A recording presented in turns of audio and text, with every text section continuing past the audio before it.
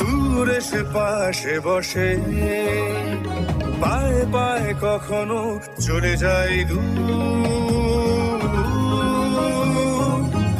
এ জীবন উদযাপনের সুর। Radio radio Jadavpur, এগিয়ে চলার সুর। Radio radio Jadavpur 90.8 megahertz community radio, Jadavpur university. মুক্ত চিন্তার পথে ভিন্ন মননের খোঁজ, কমিউনিটি রেডিও যাদবপুর। আপনারা শুনছেন কমিউনিটি রেডিও যাদবপুর 90.8 মেগাহার্টজ। এই বেতার সম্প্রচারটি যাদবপুর বিশ্ববিদ্যালয়ের technical education quality improvement programme TEQIP-র অংশ। শুরু হচ্ছে আমাদের বিশেষ অনুষ্ঠান ম্যাটিক্স কৃষি পাঠশালা। এই অনুষ্ঠানে আমরা ভূমি সুরক্ষা এবং চাষবাসের নানান দিক নিয়ে আলোচনা করব। 90.8 কমিউনিটি রেডিও JU-তে এই বিশেষ অনুষ্ঠান শুনবেন সপ্তাহে 3 দিন। সঙ্গে থাকবেন কৃষক এবং কৃষি বিশেষজ্ঞরা। ভারত সরকারের রাসায়নিক ও সার মন্ত্রকের উদ্যোগে এবং ম্যাটিক্স ফার্টিলাইজার অ্যান্ড কেমিক্যালস লিমিটেডের সহায়তায় অনুষ্ঠানটি সম্প্রচার করা হচ্ছে।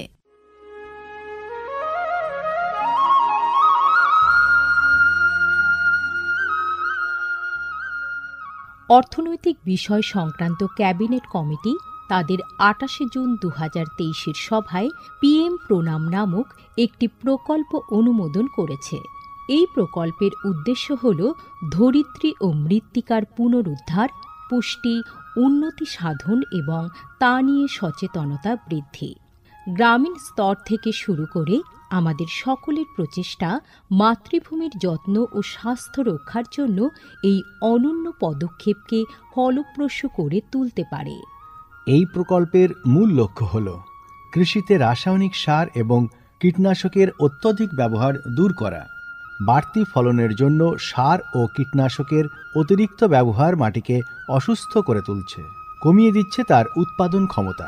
মাটির পুষ্টি আর সুরক্ষার জন্য প্রাকৃতিক অথবা জৈব সারের ভূমি পরীক্ষা ভিত্তিক সুষম ব্যবহার করা প্রয়োজন। পাশাপাশি দরকার জৈব ও প্রাকৃতিক চাষ পদ্ধতি এবং সম্পদ সংরক্ষণ প্রযুক্তি, যেমন সমন্বিত কৃষি ব্যবস্থা, ক্ষুদ্র সেচ, মালচিং, মাটির ক্ষতিকারক খনন না করা, ঘুরে ফিরে বিভিন্ন ফসলের চাষ ইত্যাদি। চাষবাসের এই টেকসই পদ্ধতিগুলো মাটির উর্বরতা বাড়াবে, পরিবেশ দূষণ কমাবে এবং দীর্ঘমেয়াদী উৎপাদনশীলতাকে শক্তিশালী করবে। সারের সুষম ব্যবহার শুধু মাটিই নয়, সার্বিকভাবে পরিবেশের স্বাস্থ্য রক্ষা করে। সুষম সার ব্যবহারের অর্থ হল উদ্ভিদকে তার প্রয়োজনীয় পুষ্টি উপাদানগুলি সঠিক পরিমাণে এবং অনুপাতে, সঠিক সময়ে এবং উপযুক্ত পদ্ধতিতে দেওয়া। সংশ্লিষ্ট রাজ্য বিশ্ববিদ্যালয়গুলি ইতিমধ্যেই তাদের এলাকায় উৎপাদিত ফসলের প্রয়োজন অনুসারে এর ডোজগুলি নির্ধারণ করেছে। সঠিক মাত্রায় সার ব্যবহার করলে ফলন যেমন বাড়বে, তেমনি বাড়বে ফসলের গুণমান। ভালোভাবে পোষিত মাটিতে ফলানো ফল, শাকসবজি ও শস্য প্রয়োজনীয় পুষ্টিতে ভরপুর আর সুস্বাদু হয়। ফলনের বৃদ্ধি আর উন্নত গুণমান আমাদের কৃষকদের জন্য নিয়ে আসবে বেশি মুনাফাও। শুধু বেশি ফসল নয়, উন্নততর ফসল আমাদের লক্ষ্য। এই কৌশলে লাভবান হবে প্রত্যেকে, আমাদের কৃষকরা, আমাদের পরিবেশ এবং সর্বোপরি আমরা সকলে। বিচার বিবেচনার সঙ্গে পরিপোষক ব্যবহার করলে কেবল ফলনই বাড়ে না, প্রজন্মের পর প্রজন্ম জমি থাকে উর্বর। সুতরাং আসুন, একটি উজ্জ্বল এবং স্থায়ী কৃষি ভবিষ্যতের জন্য আমরা সুষম সার ব্যবহারের প্রচার ও অনুশীলন চালিয়ে যাই।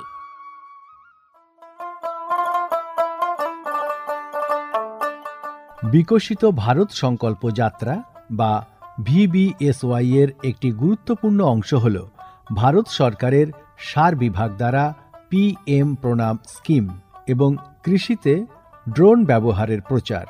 সারের সুষম ব্যবহার এবং ন্যানো সারের ব্যবহার নিশ্চিত করার কাজে সার বিভাগ বিভিন্ন সংস্থা ও মানুষকে নিযুক্ত করেছে, যেমন বিভিন্ন সার উৎপাদনকারী সংস্থা, প্রধানমন্ত্রী কৃষি সমৃদ্ধি কেন্দ্র বা PMKSK গুলি, ফিল্ড অফিসার এবং নোডাল অফিসারদের।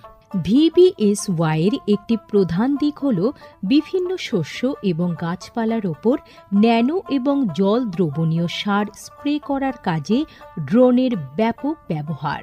এই উদ্যোগের ফলে 29টি রাজ্য ও কেন্দ্রশাসিত অঞ্চলের বিভিন্ন জেলায় হাজার হাজার ড্রোন প্রদর্শন হয়েছে।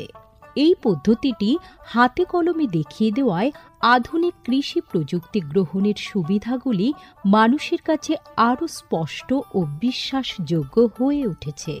এই জনসংযোগ কর্মসূচিগুলি দীর্ঘমেয়াদী কৃষি অনুশীলনের সুফল সম্পর্কে নাগরিকদের অবহিত করতে একটা বড় ভূমিকা পালন করেছে। সারা দেশ জুড়ে লক্ষাধিক দর্শক ড্রোনের প্রদর্শনী প্রত্যক্ষ করেছেন। প্রচলিত ইউরিয়ার চেয়ে ন্যানো ইউরিয়ার উপকারিতা বিষয়ে সচেতন হয়ে কৃষকরা ন্যানো সার প্রয়োগে গভীর আগ্রহ দেখিয়েছেন। এই কর্মসূচির আলাপ আলোচনায় উঠে এসেছে জৈব চাষের উপযোগিতা, যা প্রমাণ করে চাষের এই সব অনুশীলনগুলি নিয়ে কৃষকদের সচেতনতা। উৎসাহী কৃষকরা কৃষিতে ড্রোন প্রযুক্তির বিষয়ে আগ্রহ প্রকাশ করেছেন। এই আধুনিক কৌশলগুলির অর্থনৈতিক কার্যকারিতা কৃষকদের নতুন দিশা দেখিয়েছে, কৃষিতে এক স্থায়ী এবং সাশ্রয়ী পদ্ধতির পথ প্রশস্ত করেছে। মাননীয় প্রধানমন্ত্রী মহিলা কিষাণ ড্রোন কেন্দ্র চালু করেছেন। এটি মহিলা স্বনির্ভর গোষ্ঠীগুলিকে ড্রোন সরবরাহ করবে, যাতে তারা এই প্রযুক্তি ব্যবহার করে জীবিকা নির্বাহ করতে পারে। VBSY প্রোগ্রামের রূপায়ণে PMKSK গুলি সক্রিয় ভূমিকা পালন করছে। একে অপরের সঙ্গে এই সহযোগিতাই আমাদের পাথেয়। বিকশিত ভারত সংকল্প যাত্রা শুধু একটি যাত্রা নয়, এটি ভারতীয় কৃষির দীর্ঘমেয়াদী এবং প্রযুক্তিগতভাবে উন্নত ভবিষ্যতের দিকে একটি গুরুত্বপূর্ণ পদক্ষেপ। যাত্রাপথে এটি জাতির কৃষিকে সম্পূর্ণ পুনর্নির্মাণ করা, উদ্ভাবনকে উৎসাহিত করা এবং সবার জন্য একটি সবুজ, আরও সমৃদ্ধ ভবিষ্যৎ নিশ্চিত করায় অঙ্গীকারবদ্ধ। ড্রোন প্রযুক্তি, ন্যানো সার এবং দীর্ঘমেয়াদী কৃষি অনুশীলনের প্রচারের মাধ্যমে এটি কেবল সচেতনতায় তৈরি করছে না, আরও সমৃদ্ধ এবং পরিবেশ বান্ধব ভবিষ্যতের জন্য নব প্রযুক্তিকে গ্রহণ করতে কৃষকদের অনুপ্রাণিত করছে। এই কৃষি বিপ্লবের গতি প্রকৃতি প্রত্যক্ষ করলে এটা স্পষ্ট হয় যে VBSY একটি বিকশিত, উন্নত এবং দীর্ঘজীবী ভারতের বীজ বপন করছে।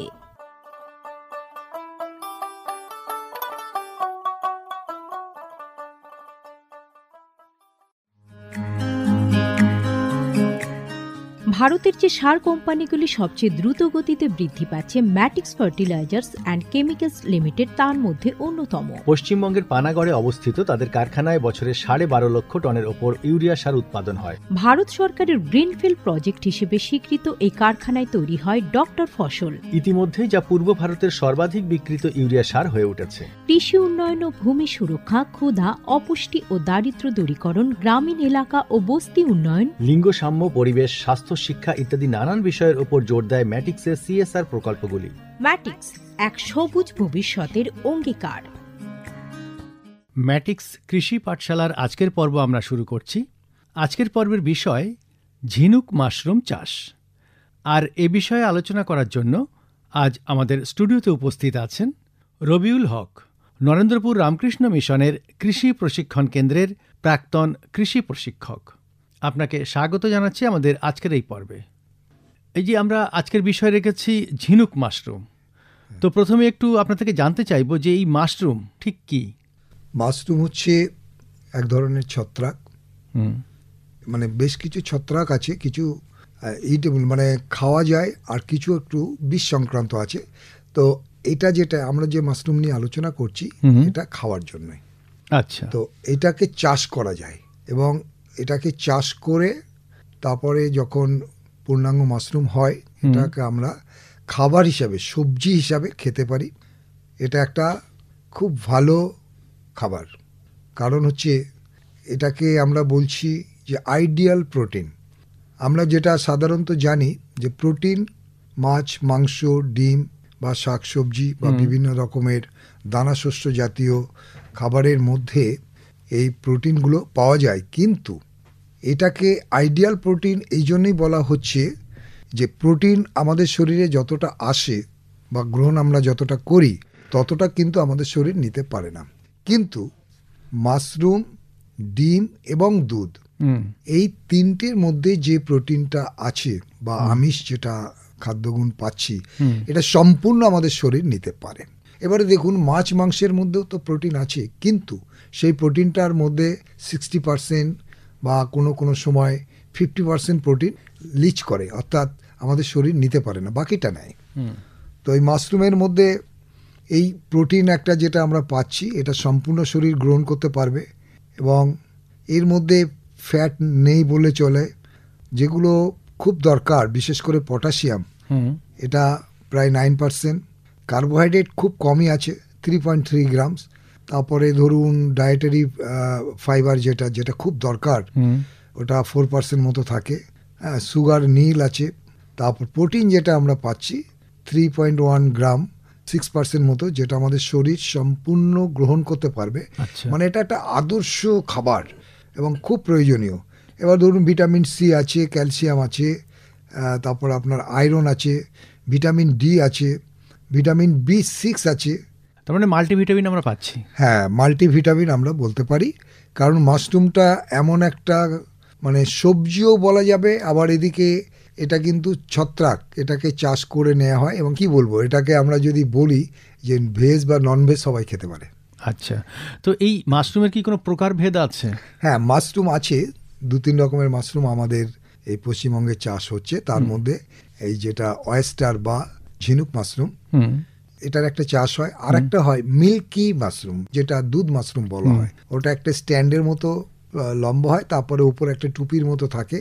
এই ধরনের মাশরুমগুলো, এটাকে আমরা মিল্কি বলি। আর একটা যেটা আছে, যেটা আমরা বটম মাশরুম বলছি, আচ্ছা, বোতাম মাশরুম, কিন্তু এটাও চাষ আমাদের এখানে সম্ভব বা হচ্ছে, অনেক বেকার ছেলে মেয়েরাও করছে।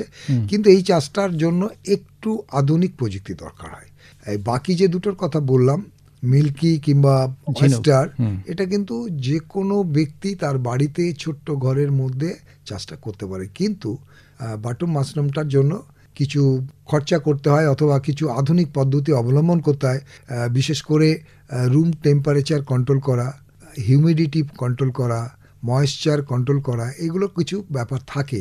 এটা একটু ব্যয় সাপেক্ষ, তেমনি দামও অনেক বেশি এবং ইনকামও অনেক বেশি। কিন্তু প্রাথমিক অবস্থায় একটা বেকার ছেলের পক্ষে এরকম ধরনের এতগুলো পদ্ধতি অবলম্বন করা সম্ভব নয়। খুব সহজভাবে যেটা হয় সেটা আমাদের যে দুটো পদ্ধতির কথা বললাম, মিল্কি এবং ঝিনুক। হ্যাঁ, মিল্কি এবং অয়েস্টার বা ঝিনুক, এই দুটো আমরা সবাই কিন্তু চাষ করতে পারি।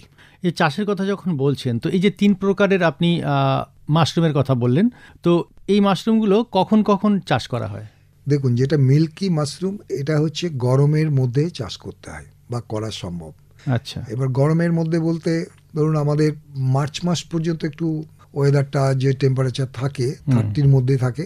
এবারে মার্চের পর থেকে এপ্রিল, মে, জুন, জুলাই, এমনকি আগস্ট পর্যন্ত যত দিন যাচ্ছে না, দেখবেন আপনার ওই জুনের পর থেকেই টেম্পারেচারটা অনেক বেড়ে যায়। তো এই যে গরমের মধ্যে যেটা 40+ টেম্পারেচার, এরকম যখন তাপ এসে যায়, তখন কিন্তু এই ক্ষেত্রে মিল্কি মাশরুমটা খুব সহজভাবে চাষ করা যায়, কারণ এরা গরমটা পছন্দ করে।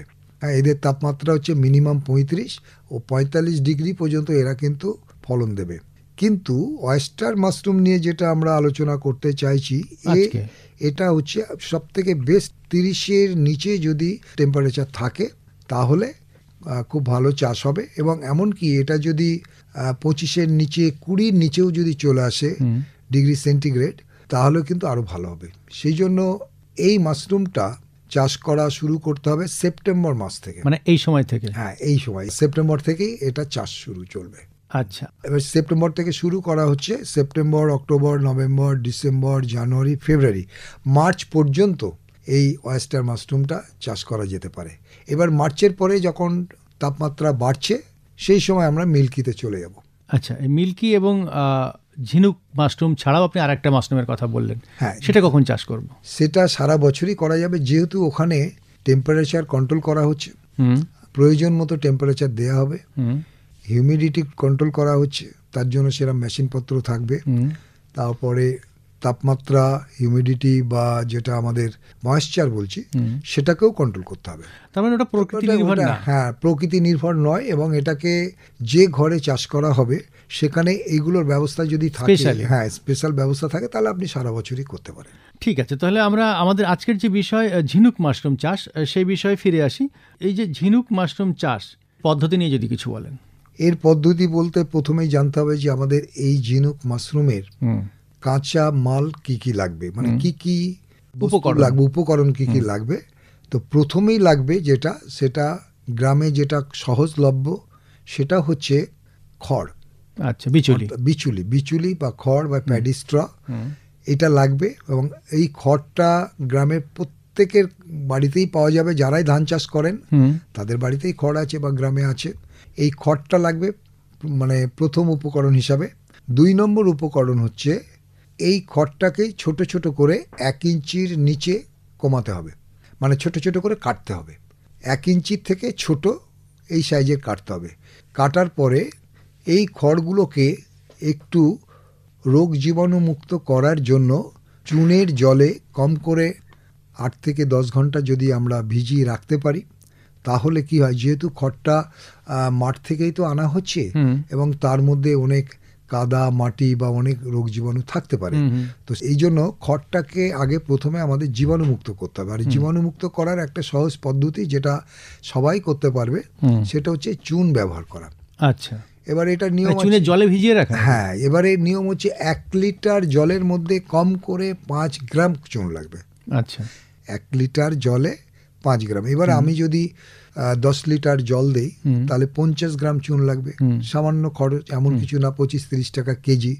তো 50 গ্রাম চুন দিয়ে 10 লিটার জলে ভালো করে গুলে নিলাম, নিয়ে তার মধ্যে অন্তত মানে 10-15 কেজি মতো খড় আমরা ওর মধ্যে দিতে পারি। এবং ওটা দিয়ে 8 থেকে 10 ঘন্টা কম পক্ষে রাখতে হবে। রাখার পরে ওটাকে ছেঁকে তুলতে হবে। আচ্ছা, তুলে ছাঁকতে হবে আর কি। সব থেকে ভালো হয় যে বর্তমান যেসব আলুর বস্তা বাজারে পাওয়া যায়, ওই বস্তার মধ্যে ভরে যদি ঝুলিয়ে রাখা যায়, তাহলে 3-4 ঘন্টার মধ্যে ওর মধ্যে থেকে অতিরিক্ত জলটা টপিয়ে নিচে পড়ে যাবে। আচ্ছা, এই যে বললেন যে খড়টা যে আমরা যখন ভেজাবো, সেটাকে কেটে ভেজাবো নাকি আস্তে ভেজাবো? কাটতে হবে এবং কিরকম সাইজে কাটবো? 1 ইঞ্চির নিচে রাখতে হবে। ছোট ছোট করে কাটতে হবে? হ্যাঁ, ছোট ছোট করে কাটতে হবে 1 ইঞ্চির নিচে। এটা হচ্ছে মূলত খড়, তার সঙ্গে চুন লাগলো। এইবারে মাশরুমের যে প্যাকেট যেটা পাওয়া যায়, যেটা আমরা ব্যাগ তৈরি করছি, এই ব্যাগটা বাজারে কিনতে পাওয়া যায় 24 ইঞ্চি বাই 18 ইঞ্চি। আচ্ছা, এটাকে আপনি যদি আমরা খোঁজ করি, এটা মানে 24 ইঞ্চি লম্বা আর 18 ইঞ্চি চওড়া, এই ধরনের যে পলিব্যাগগুলো পাওয়া যায়, এবং এটা হবে স্বচ্ছ পলিব্যাগ। আচ্ছা, মানে ট্রান্সপ্লান্ট, দেখা যাবে পুরো এপার ওপর দেখা যাবে। এবং এই ধরনের ব্যাগ কিনতে পাওয়া যায়, 100 পিস করে থাকে, বা ওজনেও কিনতে পাওয়া যায়। যারা মাশরুমের চাষ করবেন তারা কিনে নেবেন। এবং একটা ব্যাগ তৈরি করার জন্য একটা পলিথিন হলেই হবে। এবং এটার নিয়ম আছে, ওটাকে যেহেতু সিলিন্ডারের মতো গোল করতে হবে, কারণ আমরা যখন পলিথিনটা কিনছি ওটা কিন্তু বালিশের মতো হবে, কারণ ওর মধ্যে যদি আমরা প্যাডি স্ট্র বা খড় দিয়ে দিই তাহলে একটা বালিশ আকৃতি নেবে, কিন্তু আমাদের মাশরুমটা করতে হবে গোল আকৃতি। আচ্ছা, আর গোল আকৃতি করার খুব সহজ উপায় হচ্ছে, এই যে ব্যাগ যেটা বললাম 24 ইঞ্চি লম্বা আর 18 ইঞ্চি চওড়া, ওর এই যে নিচের দিকটা, অত উপরে খোলা আছে, নিচের দিকে যেখানে, ওই দুটো কোণাকে যদি বেঁধে দেওয়া যায়, তাহলে কিন্তু ওটা সিলিন্ডারাইজ হয়ে যাবে। আচ্ছা, পুরো সিলিন্ডারের মতোই হবে, শুধু দুটো কোণাকে সুন্দর করে বেঁধে দিতে হবে। আচ্ছা, বেঁধে দেওয়ার পরে যেটা খোলা মুখ, ওখান থেকেই আমরা খড়টা দেব। ওই যে আমাদের শোধন করা খড়টা? হ্যাঁ, শোধন করা এবং হালকা শুকনো। আচ্ছা, আচ্ছা, এবং এইখানে মাশরুম যখন আমরা ওয়েস্টার চাষ করব, তার কতগুলো নিয়ম আছে। ওই খড়টা যেটা আমরা দেব, ওটা কিন্তু 3 থেকে 4টে লেয়ার করতে হবে। আচ্ছা, লেয়ারের মাঝে মাঝে কি দেবো আমরা? ওই মাঝে মাঝে মাশরুমের বীজটা দেব। সেটা পদ্ধতিটা যদি একটু বলেন। হ্যাঁ, পদ্ধতি বলতে প্রথমে তো আমরা পলিথিনটাকে সিলিন্ডারাইজ করে নিলাম। এইবারে ধরুন 2 ইঞ্চি খড় দিলাম, ভিজে খড়, এবং দিয়ে ওটাকে ভালো করে চাপ দিয়ে এবারে 200 গ্রাম করে বীজ পাওয়া যায়, ওটাকে ধরুন 4টে ভাগ করলাম, তাহলে 50 গ্রাম করে হলো। এবং ওইটা এবারে খড়ের যেটা দেয়া হয়েছে, খড়টা চেপে দিয়ে পুরো পলিথিনের ধার দিয়ে গোল করে ওই মাশরুমের বীজগুলো ফেলতে হবে। এবার মাশরুমের বীজটা অন্য যে কোনো বীজের মতো নয়। কেমন? যেমন ধরুন আমরা ধান বা গম বা যেসব আমরা দেখি, সব প্রত্যেকের আলাদা আলাদা বীজ আছে, আলাদা আলাদা ধরন আছে, বা সবজি যত রকম বীজ আছে সব আলাদা আলাদা আছে। মাশরুমের বীজটা হচ্ছে, এটা যেহেতু ছত্রাক এবং এটা গ্রোথ করে নিতে হয়, এটা আলাদা ল্যাবে তৈরি করা হয় এবং সেখান থেকেই এর বংশ বৃদ্ধি করে এইবারে গমের বীজের মধ্যে, গমের বীজটাকে সিদ্ধ করে তার মধ্যে ওই জীবাণুটা দিয়ে দিলে ওখানেই মাশরুমের বীজটা তৈরি হবে এবং ওটা গমটাকে ধরে নেবে। এটা ধানের ক্ষেত্রেও করা যায়, ধানের বীজও ব্যবহার করা যায়, গম ব্যবহার করা যায়, জব ব্যবহার করা যায়, কিন্তু সেটা পরিষ্কার পরিচ্ছন্ন বীজ হতে হবে। তবে বেশিরভাগ ক্ষেত্রে গমটা ব্যবহার করা হয়। তার মানে এটা গমের সাইজেই বীজটা হচ্ছে? হ্যাঁ, গমের সঙ্গেই থাকবে, ওই জীবাণুগুলো গমের গায়ে লেগে থাকবে এবং সেটা ওই গমের গায়ে যে লেগে থাকবে ওই বীজটাই ধরুন 200 গ্রাম করে প্যাকেট হচ্ছে, আমরা 4টে ভাগ করে নিলাম, যেহেতু 4টে লেয়ার করব, অর্থাৎ প্রথম 1.5-2 ইঞ্চি খড় দিয়ে চেপে দিলাম, তারপরে ওই গমের বীজের মতো যে গমের সঙ্গেই আছে ওইটাকে ধারে ধারে ছড়িয়ে দিলাম, আবার একটা লেয়ার দিলাম 2 ইঞ্চি মতো দিয়ে চেপে দিলাম, আবার একটা লেয়ার করে দিলাম। এইভাবে যখন 4টে লেয়ার হয়ে যাবে, ফাইনাল মানে 4টে হয়ে যাওয়ার পরে পঞ্চম যেখানে আমি খড়টা দেব, সেইটাকে ভালো করে আরও 2 ইঞ্চি খড় দিয়ে সুন্দর করে চেপে টাইট করে ভিতর থেকে যতদূর সম্ভব বাতাস বার করে মুখটা বেঁধে দিতে হবে, ঝুলিয়ে দিতে হবে। হ্যাঁ, মুখটা বেঁধে দিলাম। তার আগে একটু বলে নিই যে আমরা কত ময়েশ্চার হলে আমরা মাশরুমের বীজটা ব্যবহার করব। তো এটা মাপার জন্য তো ময়েশ্চার মেশিন আছে, কিন্তু সেগুলো তো সম্ভব নয়। প্রাথমিকভাবে আমরা একটা মানে সুন্দর একটা ধারণা দিয়ে দিচ্ছি, এবং সেটা হচ্ছে ওই যে ভিজে খড়টাকে রাখা হয়েছিল, ছেঁকে নেওয়া হয়েছে চুনের জলে, ছেঁকে নেওয়ার পরে ওর যখন জলগুলো পুরো পড়ে গেল, তখনই আমরা বুঝে নেব যে এইবারে মাশরুমের বীজ লাগানোর উপযুক্ত। এবং সেটাকে বোঝার জন্য সবথেকে ভালো হয় ওই কিছুটা ভিজে খড় হাতে নিয়ে যদি আমরা চেপে ধরি, আচ্ছা, যদি চাপার পরে জল পড়ে টপ টপ করে, তাহলে কিন্তু ওটা মাশরুম লাগানো যাবে না। আচ্ছা, ঠিক আছে, তার মানে আমাদের আর একটু অপেক্ষা করতে হবে, শুকিয়ে নিতে হবে। হ্যাঁ, এবং এই শুকনোটাকে কিন্তু ছাওয়াতে করে নেওয়াই ভালো, ডাইরেক্ট রোদ্দুরে নয়। ঠিক আছে, এবারে আরও 10-12 ঘন্টা শুকিয়ে নেওয়ার পরে আবার কিছুটা টেস্ট করলাম, ডেকে চেপে ধরলাম, চেপে ধরার পর জল পড়লো না, অথচ যখন আমি খড়টাকে ছেড়ে দিলাম মানে রাখলাম, হাতটা দেখলাম হালকা করে ময়েশ্চার হয়েছে হাতের উপরে, হাতের তালুতে। এইরকম একটা দশা বা পরিস্থিতিতেই একমাত্র মাশরুম লাগানোর উপযুক্ত। আচ্ছা, তো আমরা যে ব্যাগটা তৈরি করলাম, সুন্দর করে মুখটা বাঁধলাম, তারপরে কি করব? হ্যাঁ, ওই রকম একটা ময়েশ্চার যখন হাতে হালকা ভিজে গেল, এবং তারপরে আমরা বীজটাকে পরপর 4টে লেয়ার করে যে দিলাম, দেওয়ার পরে মুখটা খুব ভালো করে টাইট করে বেঁধে দিলাম। বেঁধে দিয়ে এইবারে দেখবেন ওটা কম করে ওই যেটা 18 ইঞ্চি আছে না, 18 ইঞ্চি দুই দিকে বাঁধলে ওটা 12 থেকে 13 ইঞ্চি মতো হয়ে যায়, আচ্ছা, উঁচু হয়ে যায়, বাকিটা ওইসব বাঁধনে চলে যাচ্ছে। তো এইবারে ওর গায়ে কলম দিয়ে অথবা কাঠি একটা করে নিতে হবে, ঠিক কলমের মতো সুচালো কিছু দিয়ে ওর গায়ে অসংখ্য ফুটো করে দিতে হবে। আচ্ছা, ছিদ্র ছিদ্র করে দিয়ে, এবং র্যান্ডাম, কোনো লাইন দিয়েও নয়। আচ্ছা, ঠিক আছে, র্যান্ডাম যাকে বলে, অন্তত একটা ব্যাগে কম বেশি 30 থেকে 50টা যদি ছিদ্র থাকে, জাস্ট টুকটুক করে ফুটো করে দেয়, আর কিছু না। ওইটাই হয়ে গেল মাশরুম সোয়িংটা। এইবারে মাশরুম সোয়িং হয়ে গেলে ওর ভিতরে দেখবেন ওই অবস্থায় দিয়ে এইবারে আমরা ওটাকে ঘরে রাখবো, এবং ছাওয়া জায়গায়, এবং যেখানে ডাইরেক্ট হাওয়া লাগবে না। হাওয়া লাগবে না, রৌদ্র তো লাগবেই না, এবং হাওয়া এবং রোদ্দুর থাকবে না, এরকম একটা ঘরে আমরা কিভাবে রাখবো? এটা যদি কেউ ছোট্ট করে করে তো টুলের ওপরে রাখতে পারে, বা যদি লম্বা বেঞ্চ থাকে পরপর পরপর পরপর করে ব্যাগগুলো রাখবে, কোনো অসুবিধে নেই। অথবা কেউ যদি দড়ি দিয়ে মাচা মতো করে নেয়, তাহলে একটা মাচাতে পরপর 3-4টে করে রাখা যেতে পারে, মানে দড়ি দিয়ে পুরো ওপর থেকে দড়ি দিয়ে, আর নিচে থেকে মানে যেটা আগে আমাদের দোলনা মতো ছিল ওরকম টাইপের যদি 4টে দড়ি দিয়ে বেঁধে নেওয়া যায়, তার উপরে এক একটা তাক করে করে বা এরকম গামলা মতো বসিয়ে, প্লাস্টিকের গামলা কিনতে পাওয়া যায়, একটা দুটো তিনটে এরকমভাবে রাখা যাবে, কিন্তু কোনো ব্যাগের সাথে আরেকটা ব্যাগ যেন মাঝখানে দূরত্ব থাকে মিনিমাম 1 থেকে 1.5 ইঞ্চি, একটা ব্যাগ থেকে আরেকটা ব্যাগ। হ্যাঁ, এই যে পরপর রাখছি তো নিচ থেকে উপরে উঠছে, তাহলে একটা ব্যাগ রাখলাম, তারপর আবার একটা দড়ির বক্স করে নিয়ে তার উপরে আরেকটা ব্যাগ রাখলাম, আবার একটা 2 ইঞ্চি ছেড়ে দিয়ে তার উপরে একটা ব্যাগ রাখলাম। এইরকমভাবে আপনি 3টে 4টে এমনকি 5টা পর্যন্ত একটা দড়িতে রাখতে পারেন। আচ্ছা, এর বিশেষ পরিচর্যা নিয়ে যদি ছোট্ট করে বলেন, আমাদের সময় একদম শেষ। হ্যাঁ, বিশেষ পরিচর্যা বলতে এই যেটা ব্যাগিংটা করে এবার আমরা রাখলাম, রেখে 17 থেকে 18 দিন কিচ্ছু করতে হবে না, মানে ওতে জল দেওয়ারও ব্যাপার নেই, কিচ্ছু না, কারণ ওর মধ্যে ময়েশ্চার যেটা আছে ওইটা থেকে গেল। এবারে বীজ এবার কি করবে, এবারে ওর মধ্যে মাইসেলিয়াম অর্থাৎ ছত্রাক একটা সাদা মতো হয়ে পুরো বক্সটাকে সাদা করে দেবে বা একটু হালকা হলুদ কালার, তখন আমরা বুঝবো যে ওর মধ্যে মাইসেলিয়াম বা ওর কাজ শুরু হয়ে গেছে।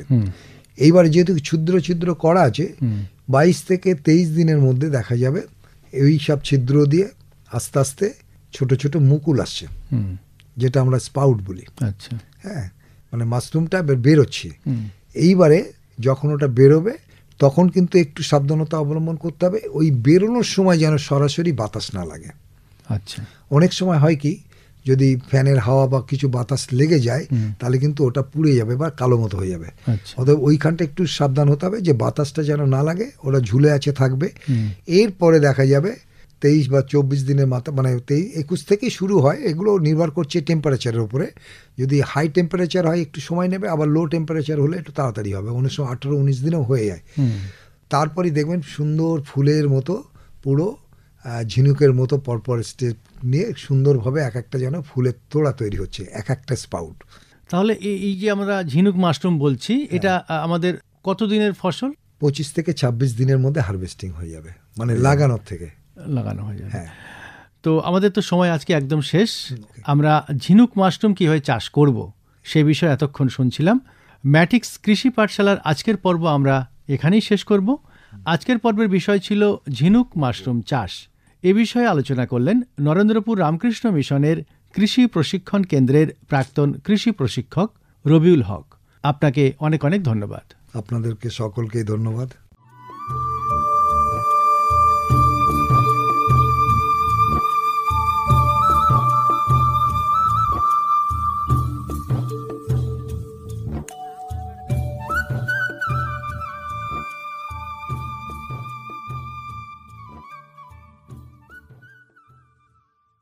এতক্ষণ শুনলেন আমাদের বিশেষ অনুষ্ঠান ম্যাটিক্স কৃষি পাঠশালা। ভারত সরকারের রাসায়নিক ও সার মন্ত্রকের উদ্যোগে এবং ম্যাটিক্স ফার্টিলাইজার অ্যান্ড কেমিক্যালস লিমিটেডের সহায়তায় অনুষ্ঠানটি সম্প্রচার করা হল। কেমন লাগলো এই অনুষ্ঠান আমাদের জানাতে পারেন 0332457260 নম্বরে। আপনারা আমাদের মেইলও করতে পারেন radio.ju@gmail.com এ। আমাদের ইউটিউব চ্যানেল রেডিও জেইউ, এখানেও আপনারা এই বিশেষ অনুষ্ঠানটি শুনতে পারেন। আর আমাদের ইনস্টাগ্রাম আইডি radio_JU আপনারা ফলো করতে পারেন। আজকের মতো ম্যাটিক্স কৃষি পাঠশালা এ পর্যন্তই। শুনতে থাকুন কমিউনিটি রেডিও জেইউ 90.8 মেগাহার্টজে। ভারতের যে সার কোম্পানিগুলি সবচেয়ে দ্রুত গতিতে বৃদ্ধি পাচ্ছে ম্যাটিক্স ফার্টিলাইজার্স অ্যান্ড কেমিক্যালস লিমিটেড তার মধ্যে অন্যতম। পশ্চিমবঙ্গের পানাগড়ে অবস্থিত তাদের কারখানায় বছরে 12.5 লক্ষ টনের ওপর ইউরিয়া সার উৎপাদন হয়। ভারত সরকারের গ্রিনফিল্ড প্রজেক্ট হিসেবে স্বীকৃত এই কারখানায় তৈরি হয় ডক্টর ফসল। ইতিমধ্যেই যা পূর্ব ভারতের সর্বাধিক বিক্রিত ইউরিয়া সার হয়ে উঠেছে। কৃষি উন্নয়ন ও ভূমি সুরক্ষা, ক্ষুধা, অপুষ্টি ও দারিদ্র্য দূরীকরণ, গ্রামীণ এলাকা ও বস্তি উন্নয়ন, লিঙ্গ সাম্য, পরিবেশ, স্বাস্থ্য, শিক্ষা ইত্যাদি নানান বিষয়ের উপর জোর দেয় ম্যাটিক্সের সিএসআর প্রকল্পগুলি। ম্যাটিক্স এক সবুজ ভবিষ্যতের অঙ্গীকার। দূরে সে পাশে বসে পায়ে পায়ে কখনো চলে যায় এ জীবন উদযাপনের সুর। রেডিও রেডিও যাদবপুর এগিয়ে চলার সুর। Radio radio Jadavpur 90.8 MHz Community Radio Jadavpur University।